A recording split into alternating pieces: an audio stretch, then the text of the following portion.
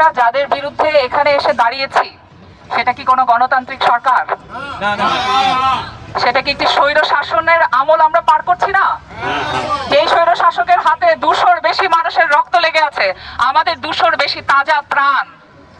এবং এই 200-র বেশি তাজা প্রাণের যদি আমরা আসলে বিচার এবং হিসাব করতে চাই, এই যে যারা হত্যাকাণ্ডের শিকার হয়েছেন, যারা আহত হয়েছেন হাজারে হাজার, যাদের বিরুদ্ধে মিথ্যা মামলা দিয়ে হাজার হাজার মানুষকে গত 3 দিনে বিভিন্নভাবে রাষ্ট্রীয় কারাগারগুলোতে নিয়ে যাওয়া হয়েছে, এদের প্রত্যেকটি পরিসংখ্যান, প্রত্যেকটি তথ্য আমাদের কাছে থাকতে হবে।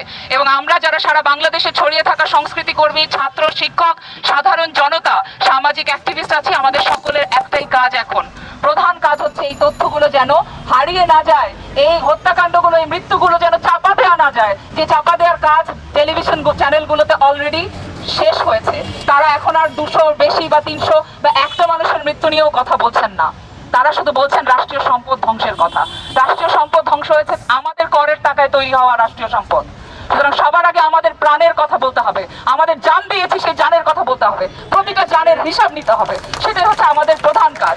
এবং আমি মনে করি আমাদের মধ্যে অনেক ধরনের মানুষ থাকতে পারেন, সামাজিক, রাজনৈতিক, সাংস্কৃতিক, শিক্ষক, নানান রকম পরিচয়ের মানুষ এখানে থাকতে পারেন, কিন্তু আজকে যদি বাংলাদেশে একটা গণতান্ত্রিক স্পেস বা জায়গা তৈরি করা না যায়, তাহলে কোনোদিনই আমরা এই স্বৈর শাসকের সাথে লড়াইয়ে সামনে এগোতে পারবো না। এবং সেই স্পেসটা তৈরি করার জন্য সকলের এক জায়গায় হওয়া প্রয়োজন। শিক্ষক, সাংবাদিক, সংস্কৃতি কর্মী, লেখক, শিল্পী, সবাইকে এক জায়গায় আসতে হবে। আইনজীবী, যে যেই পেশায় থাকেন না কেন, সকল নাগরিককে এই নিপীড়নের বিরুদ্ধে দাঁড়াতে হবে, এই স্বৈর শাসকের বিরুদ্ধে দাঁড়াতে হবে। তাহলেই একমাত্র এই যুদ্ধে জয় আসবে। যুদ্ধে জয় হতেই হবে। 200-র বেশি প্রাণ চলে গেছে, হাজার হাজার মানুষ আহত হয়েছেন, হাজার হাজার মানুষ জেলে আছেন। আমাদের এই লড়াইয়ে জয়ী না হয়ে ফেরার কোনো উপায় নাই। সবাইকে ধন্যবাদ, সংহতি।